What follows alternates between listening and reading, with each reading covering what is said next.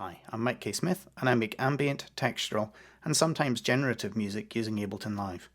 In this video, which I prepared for Rachel K. Collier's Patreon community, I'm showing how to use follow actions both for live performance, but also their use in making more generative types of music. I also look at probability plugins and the use of the new probability features within Live 11. I hope you enjoy the video. Okay. Let's do it. Thanks, Mike. Thanks, Rachel. So, as in my day job, I'm a statistician and a data scientist. So you could describe me as a professional geek. And knowing about probability, obviously, is one of the things that I need to know in my day job. But I also like to bring it into the music I'm making in Ableton Live. So tonight we're going to look at follow actions, as Rachel's discussed. But we're also going to go on and look a little bit at probability, because there's some really nice features and plugins in Live 11 that allow you to work with probability and to kind of have some nice creative effects through that. So the first example I've got here is from Rachel's performance course with Mary Spender. And in that course, Rachel talks about these beef up tracks, which is basically anything that you're not going to perform live. And what I've done is to take her beef up track for the first challenge from that course and then just chop it into little sections. And so we have an intro section, and when we start that, that's going to play, it's going to get to a point, and then it's going to just loop around and around until I decide to do something else. There's then a transition couple of bars before we get into the verse section, okay? Now, the idea of follow actions, often when you start working with clips in Ableton, you start off in this state, and what you need to do is to expand here until you see the follow action box. Click on the follow action and you're setting up a follow action. Now this is the default, so what you get first is next. So what happens is that it will play through to the end of the clip and then move on to the next clip. But you can see here that there's a huge variety of different things that you can do using those follow actions. Okay, and we'll talk about some of the others as we work through this example. The other thing to note here is that it says 100% here. And so what that means is that 100% of the time, you're going to go to the next track. Okay, again, we'll look at different ways of dealing with that and what happens if it's not 100, or what happens if you want two actions to possibly happen. The other thing to see here is that this is new for Live 11, but what it's doing is it's linking the follow action to the length of the clip. If you're using Live 10, what it used to do, it would say how many bars or beats or portions of the bar do you want to go through before you do that next action. And in fact, if you click on the linked there and it says unlinked, then you still have that option, right? I found this really hard to kind of figure out in Live 10, and I'm really, really glad that they've done this linked thing now where it just will play through to the end of the clip and then do the next thing. So what we've got in this beef up track is that we'll start, it will loop, and in a performance sense, what you can think of there is that you're kind of getting started on your song, right? You're maybe talking to the crowd, you're doing something else, you're kind of getting yourself into the zone for starting this next track. But then when you click on transition here, or if you click the scene launcher over on the far right, it will automatically play through this and then progress and then progress and progress, okay? Until it gets to here, and it'll go into another loop. And this might be kind of a place where you jam something, or where, again, you talk to the crowd, or you have some kind of different interaction. The next thing after that is, again, at this point, you could jump back to a verse, you could jump back to a chorus. Whatever you click for the next action, the follow actions will get you back into the cycle, okay? So it would do verse and then chorus and then repeat chorus and come back to here, right? The thing that's happening here after this hold, though, you've got a build and then a breakdown, okay? And here's a different follow action at the end. It says jump. So at the end of the breakdown, it's going to jump back to clip 5, which is the repeat chorus, okay? So let's hear what that sounds like. Hopefully we can get it to work. Right? So here's your intro. And you can see that it's just looping around and around. So when I'm ready, I can click on transition. There's a little bit of a break, and then we're into the verse. So whatever green arrow is happening here is the thing that's the clip that's happening right now. The one that's flashing is the clip that's going to happen next. Okay? So I think that in a performance setting, this is really handy, because what you can do is you can structure your setup, structure your clips, knowing that when you launch that first one, everything else is just going to happen in sequence and there's going to be no worries. You're not going to have to think about, oh my goodness, what do I have to do next? But the other thing is that, say you get to this hold section down here, and on some nights you think, I'd like to do another verse here, or I'd like to go back to the chorus because that feels the right thing to do. Well, at that point, you can just launch whatever section it is you want to do next. You're not kind of tied into playing the song start to finish. Okay? So we're just about to get to that hold, and then it will just loop this section. Okay? Very cool, Mike. All right. So from here, you're in a holding pattern, right? You can pick up your guitar and play that huge guitar solo, overdriven.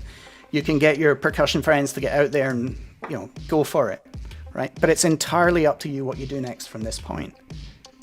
And if you click on the next clip, obviously it'll play that kind of that break or build into the breakdown, and then it should jump back to this repeat chorus. Okay? So it's flashing it up here, so you know that that's what's going to happen next. All right? So that's basically your follow actions where everything is 100% probability. You know what's going to happen next, but you want to leave that flexibility to jump to different spots in the song. The next follow actions I want to show is kind of using them creatively. And here I've got a variety of different drum clips. They're all, more or less similar. Maybe there's just a little variation between them. But one of the things that I could do is to set up a follow action here. You've seen that I've said unlinked, and every one beat it's going to do something different. The any here means that you can play the same clip for the next beat, or you can play any other clip. So any means the clip that's already playing, or any other. The other here means it has to be one of the other options. Okay? Mm-hmm. Now, the other thing that I've clicked here is legato. And what that means is whenever you drop from one clip to the next clip, it's going to continue on for the next clip from where it left off in the first. So if it does beats 1 and 2 in the first clip, it will play beat 3 on the next clip. Mm-hmm. Okay?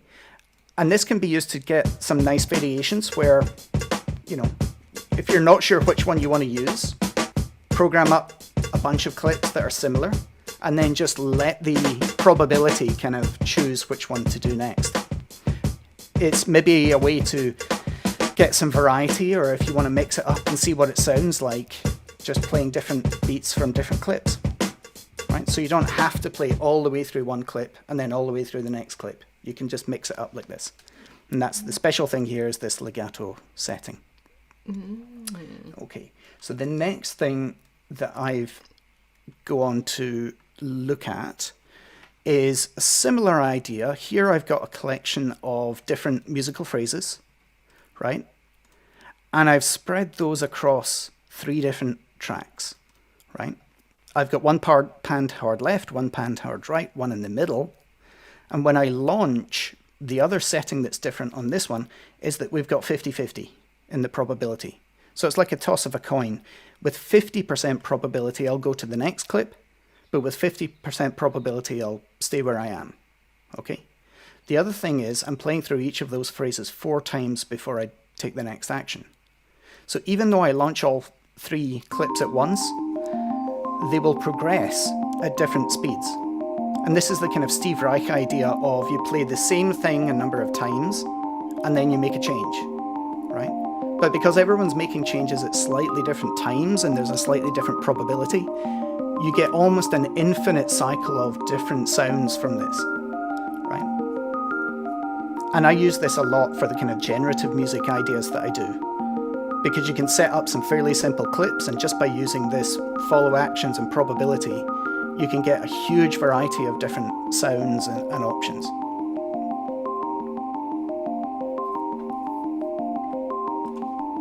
Awesome, Mike. This is wicked. And if I go on from there, one of the things that I used to do a lot, and this works perfectly in Live 10, is essentially do the same idea but with chords. So each of these clips is a note. I pick out a variety of notes that might work well together, and then I launch it and I get a chord. Right? This is a way of maybe trying out different chords, see what works, you know, maybe just generate some ideas that you could use later. Okay? Wow. And I used to use that an awful lot until we got to Live 11. And in Live 11, there's this option of, there's now note by note probability. So within this one clip, where I've got a whole stack of notes, I'm saying that pretty much all of these top notes have a 50% probability, and the lower notes down here have like nearer 75% probability. And so that means that, you know, that like you could favor the root note of the chord over any other chord. But the 50% probability doesn't mean that half of those notes are going to play. It actually means that each note has a 50% probability. And like if you toss a coin 8 times, you don't always get 4 heads, 4 tails. You maybe get, you know, 6 heads, 4 tails, or something like this. So now, when I launch this, you get that kind of infinite variability of different chords coming out, and you're just letting Ableton do the choices for you. And so you get some nice things, like you might get an inversion there just by dint of probability coming up like that. You might get a sparse chord one time, a more kind of full voiced chord the next. So I just, you know, I love how Ableton is now packing in all of these probability options for us. That is wicked. That is so cool. I used this in one of my performance tracks where I had a little 1-bar phrase, and I knew that whenever I launch that phrase, I'm going to get a different chord. And that was kind of neat, because it meant that rather than having to play, you know, chords on a keyboard controller, I can just keep hitting launch on that clip and I'll get a different chord. Yeah, that's awesome, Mike. So really creative. Loving it. And then in here, I've got one of the earlier clips that I used, but I've got some randomness plugins. So here's the random chance for the MIDI notes. And so every time the notes come in, they'll have a probability of being 5 semitones higher or lower. That gets kind of controlled by the scale plugin, which makes them all onto C minor. There's also a randomness plugin here for velocity. So you can say, you know, control my velocity and have a little bit of randomness on that velocity, which is also useful if you're going to use that with a sampler, because then you can say, you know, the oscillator can be scaled by velocity and things like that. I find that sometimes randomness like this doesn't always produce things that are terribly musical, but you know, you can imagine doing something like this, like with drum tracks or with sampler hits. So I don't use that option quite so much. There is a whole probability pack in Ableton. Wow. And this probability ARP is one of those. And in here, what you do is you set up your arpeggiator, but then you can also say probability here, and you can say, you know, I want my style to vary, and I want to choose the range of possible styles, the length of the notes, the octaves, and you can get out some really nice sounds out of that. So you can see the style is changing, the note length is changing, and the octave is also changing. And so from a perspective, so nice. Yeah, from a sort of generative perspective, you just set it up and you tune the parameters to make it sound nice, and then you let it go.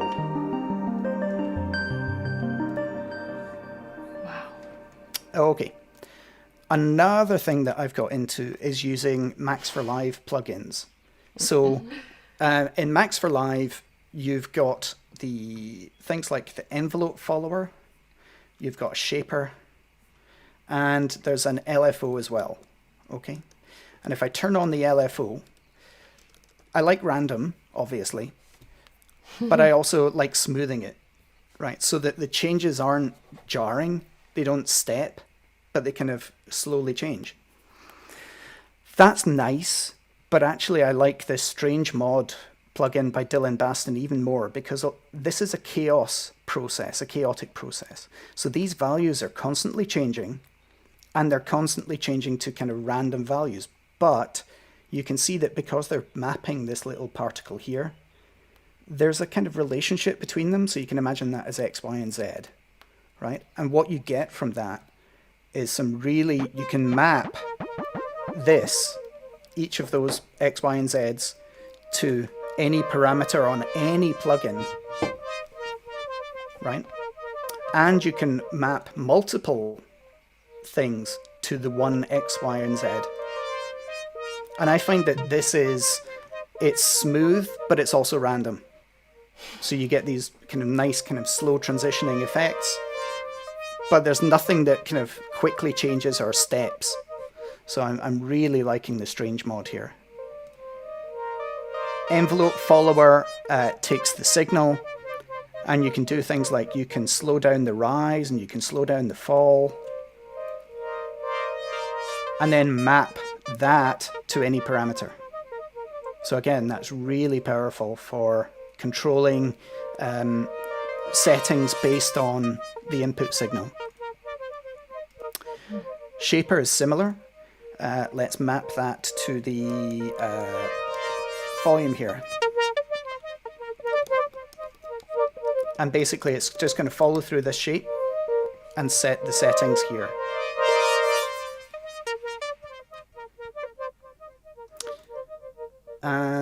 So lots and lots of options on that one. Another thing that I love doing is to take a MIDI track. So here's a drum clip from Rachel's Beef Up track. I've sliced that to MIDI. So I've now got these 16 slices. And if you look at the MIDI clip, it's sliced on the transients. So each of these little slices in the MIDI clip are, let me just expand that slightly. Each of the slices in the MIDI clip are a slightly different length, right? But that's because it goes by the transient.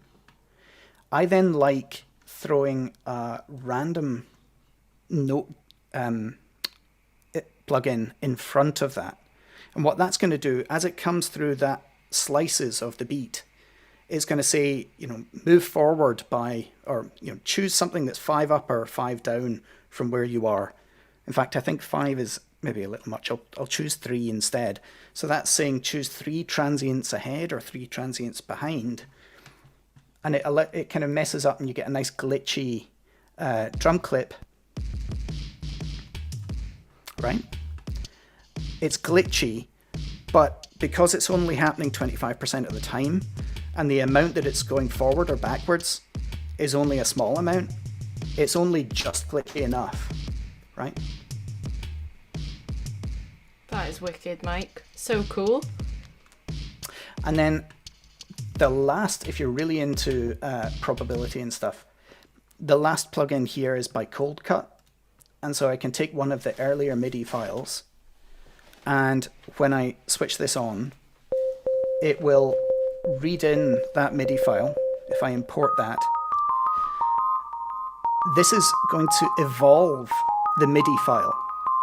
So it's every bar, it's going to take the current state and then just change it, the pitch, by 4%, I guess, right?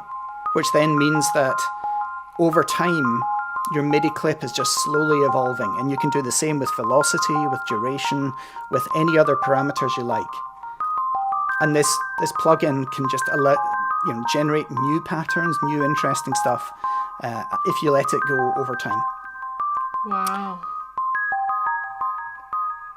What I have found is that you can then export any clips that you like, And you can say, rather than happening every bar, if you have it happening every 4 bars or every 5 bars or something like that, then it will have that repetition, but at the end of the 5 bars, you'll get a new evolution, you'll get a new set of something. So these, and the other thing that you could do out of here is to bring in a new MIDI clip and just have the MIDI from this track pipe into that, so that you capture all of these different evolutions. So these are some of the tricks I use in creating kind of generative music, and this kind of evolving and hopefully not chaotic, but hopefully random enough to be interesting. Wow. Oh my goodness, Mike. Whoa, I'm definitely going to be watching this replay. That was incredible, Mike. It was also very soothing, and it seems very neat and organised. Your brain, it seems like an organised place. Well, no, I wouldn't go that far. But Wow. I think that's the trick of what I'm doing is to make it random, but just enough random that it's not kind of jarring or weird. Yeah, to make it musical. Yeah. Yeah, definitely. Because I've actually seen quite a lot of Max4Live kind of lectures and talks and things like that. And what's going on is technically kind of cool. It's kind of not very musical. So you're like, that's cool, but it doesn't really apply. But this is very musical. That's amazing, Mike. Does anybody have any questions for Mike? Can you record the MIDI out of these randomized situations? Right. So if I insert a MIDI track here and I look at the input output, I can take the input for this MIDI track from from the Midivolve or from anywhere. And then just by arming that, I could, let me just come back to this track. If I set that playing, so I can now record into that new track, and all of that kind of new MIDI information is going to come in, right? So that's a great way to capture that randomness, because if you come across something that's really working for you, you can kind of come back and go, yep, I want to grab that bit because it's really good. Yeah, nice. After a while, it does drive you slightly mad, though. Yeah, I guess you've got to try and pinpoint those exact moments, isn't it? You probably just end up recording everything. It kind of reminds me as well a bit of modular stuff, but done in the box. Yeah. So I really honestly think that if you dive deep enough into Ableton, it's essentially a big modular system. Because you can route MIDI anywhere, and through these modulation effects, you can modulate any parameter that you like in any way with anything, So these Max4Live envelope plugins, that's essentially what you would get in a modular system. It takes the audio input and then it controls something else based on that. Yeah. Wow, Mike. And you don't have any modular stuff? Only VCV rack, which I'm terrible at. Okay, so this suits you more, I can tell. Yes. Yeah, amazing. Oh my gosh, thanks so much. Can everybody give Mike a round of applause? Unmute yourselves, guys. Thank you, Woo! Mike. Go on, Mike. Awesome. That was amazing, dude. Yeah. Mike, sorry, I did have another question, if that's okay. Mm-hmm. Because okay. Go on. Oh. Sorry about that. I wanted to ask, is there a way to say, if you came from this clip, go to this clip? That's a hard one. I don't think so at the minute. Okay. You could, I guess, set up some... yeah, I don't know how to do that. Matt, Well, that's fair enough. It's just what was going through my head, as I don't know why you'd want to do it, but was thinking of when you've got classical guitar and stuff, and you've got repeat and then decoder and stuff like that. Yes.